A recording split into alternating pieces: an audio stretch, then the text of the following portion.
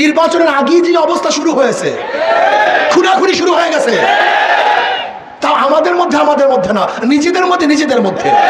BNP ক্ষমতা যাওয়ার আগেই খুনোখুনি শুরু করছে, মুফতি ফয়জুল করিম।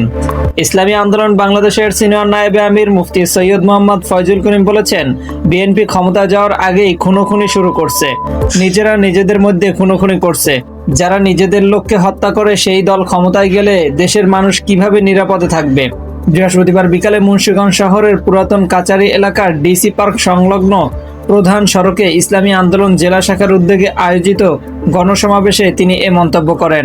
তিনি বলেন, বিগত সময়ে দেশের মানুষ বিএনপি ও আওয়ামী লীগ দুই দলকেই ক্ষমতায় বসিয়েছে, কিন্তু তারা বারবার ব্যর্থ হয়েছে। জিয়াউর রহমান সাহেব ভালো মানুষ ছিলেন, তার কাজের প্রতি শ্রদ্ধা রেখেই 1991 ও 2001 সালে খালেদা জিয়াকে মানুষ ক্ষমতায় বসিয়েছিল, কিন্তু দেশের জন্য ভালো কিছু করতে পারেনি।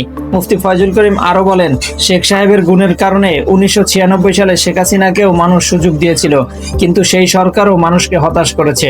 দুই দল মিলে দেশকে 5 বার দুর্নীতিতে চ্যাম্পিয়ন করেছে। তিনি আরো বলেন, সব দলকেই মানুষ পরীক্ষা করেছে, এবার ইসলামী আন্দোলন বাংলাদেশকে একবার সুযোগ দিন, ইনশাআল্লাহ আমরা জনগণের আস্থা ফিরিয়ে আনতে চাই। গণসমাবেশে জুলাই সনদের ভিত্তিতে আসন্ন সংসদ নির্বাচন, রাষ্ট্র সংস্কার, পিআর পদ্ধতি চালু এবং খুনিদের দৃশ্যমান বিচারের দাবি জানানো হয়। Mahadi Hasan, desk report, MT Times. একটাবার অনুরোধ করছি, একটাবার সবাইকে পরীক্ষা করেছেন, একটাবার ইসলামকে পরীক্ষা করুন।